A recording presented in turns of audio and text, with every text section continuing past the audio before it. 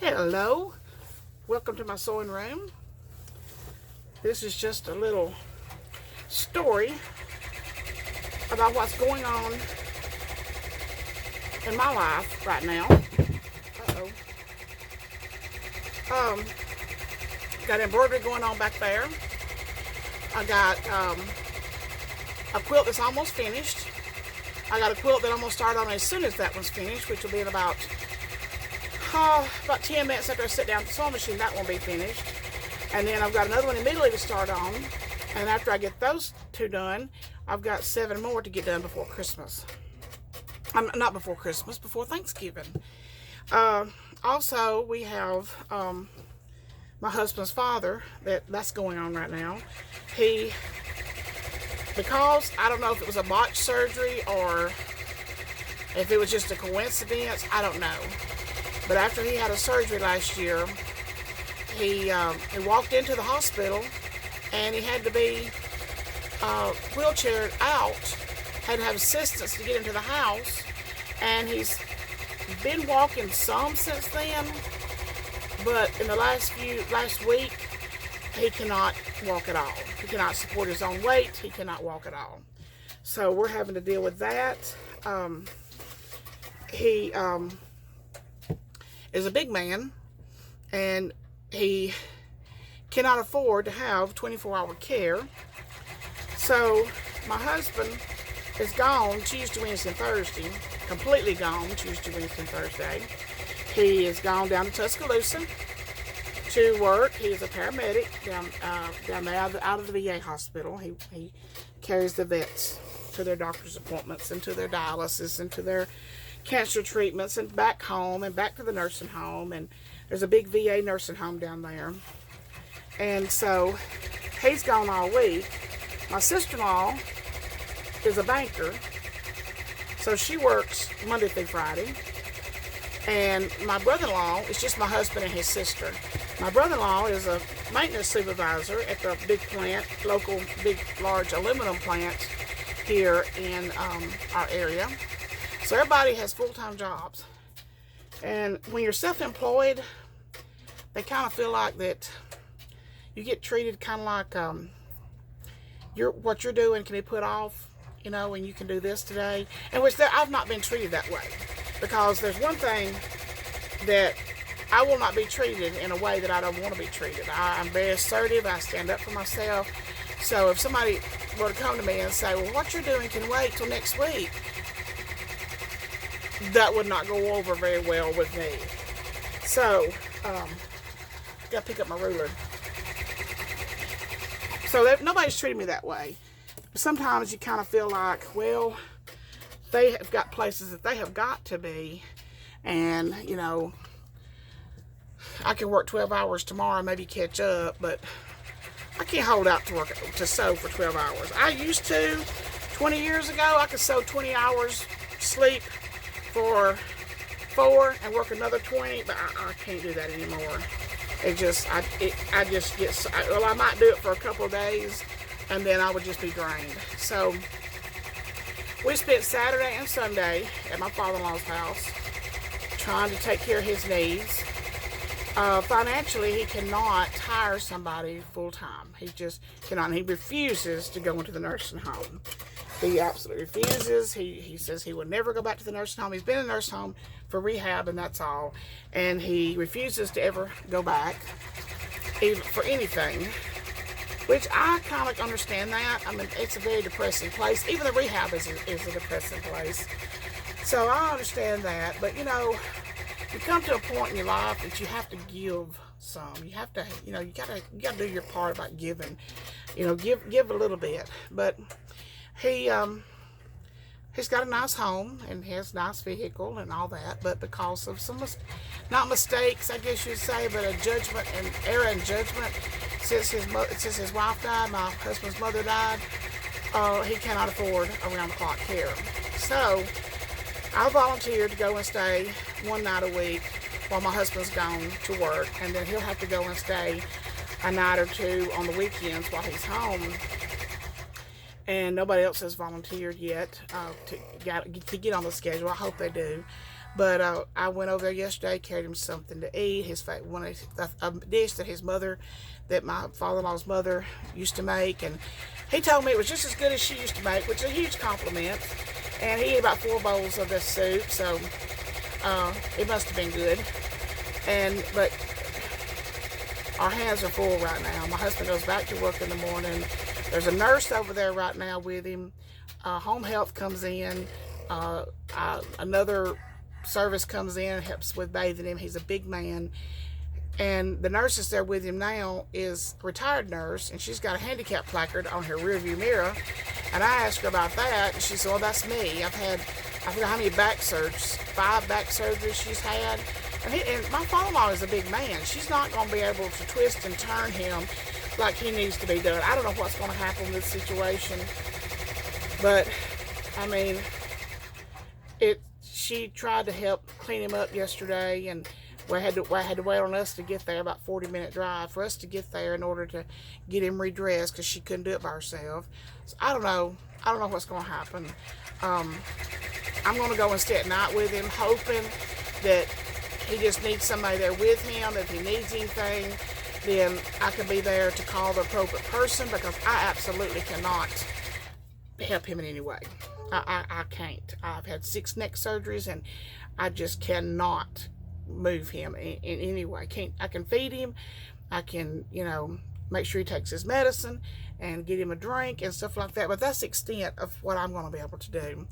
So we've got our hands full right now with him. And like I said, before Thanksgiving, I need to have another 8 quilts made.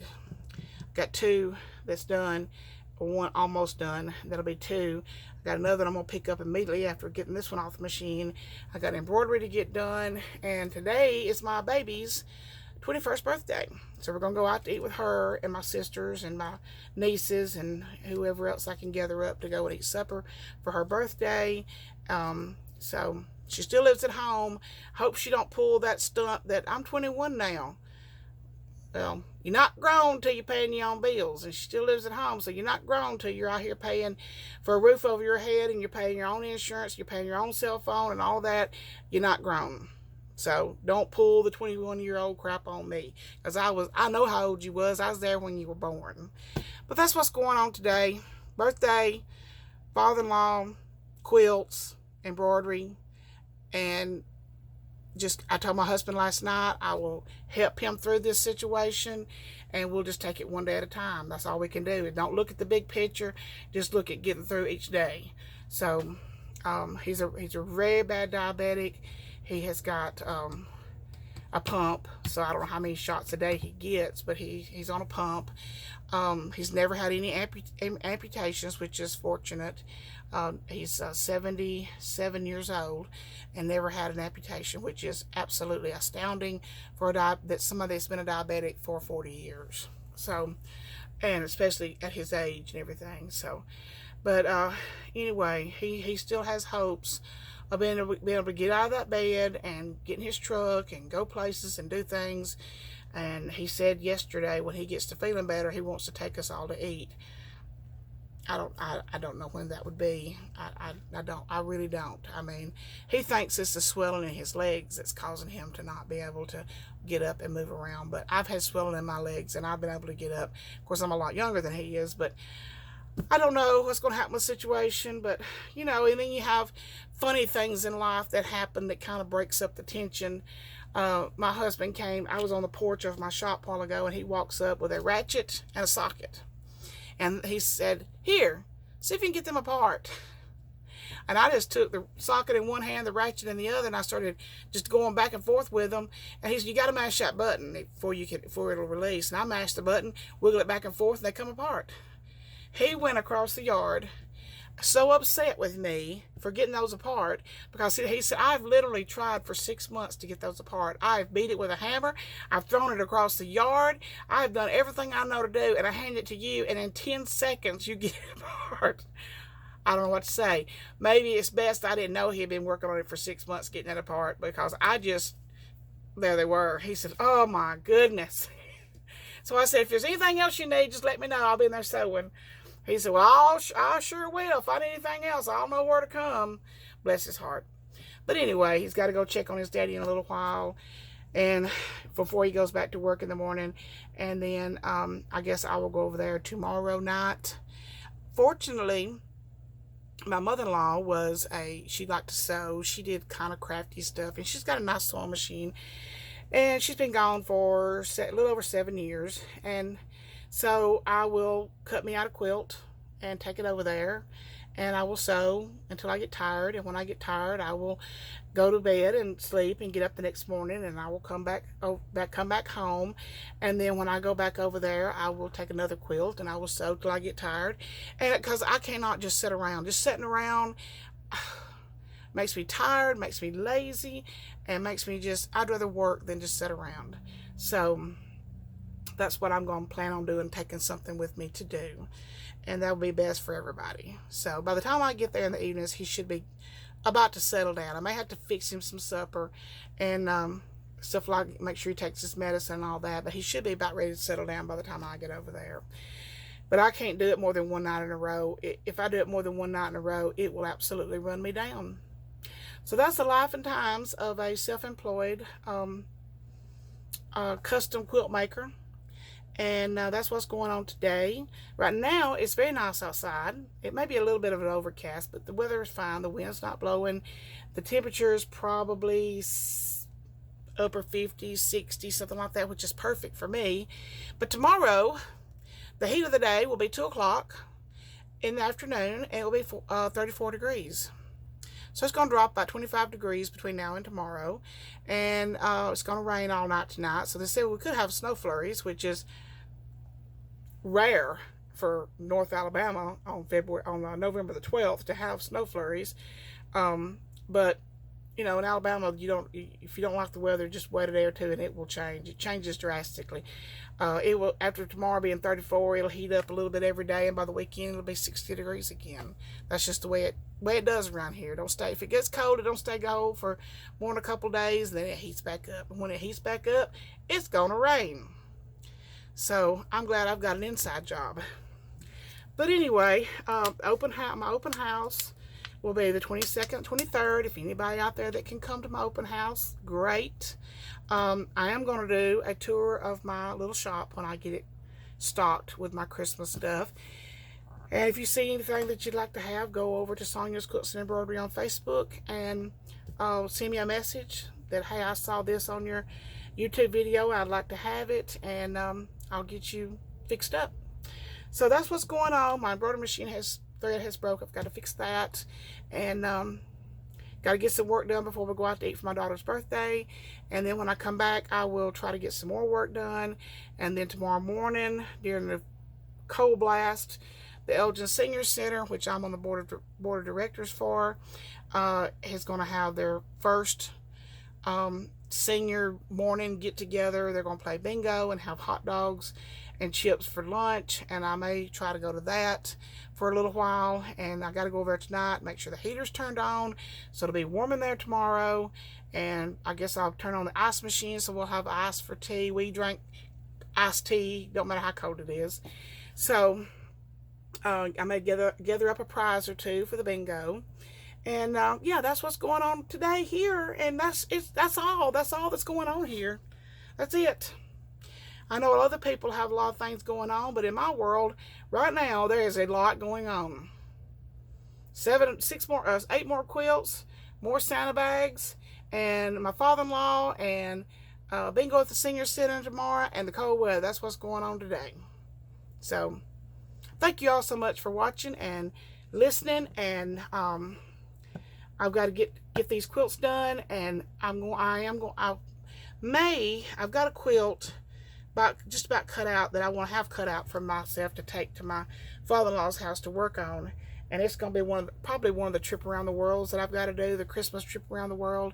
And if I do, I'll take my stuff and I will film that while I'm there. May have to pause a few times to go and see what he wants, but you know, just taking it one day at a time with him and just getting through each day. Get up the next morning and get through that day. And I don't know how long this will go on. It could go on for years and years and years. I don't know.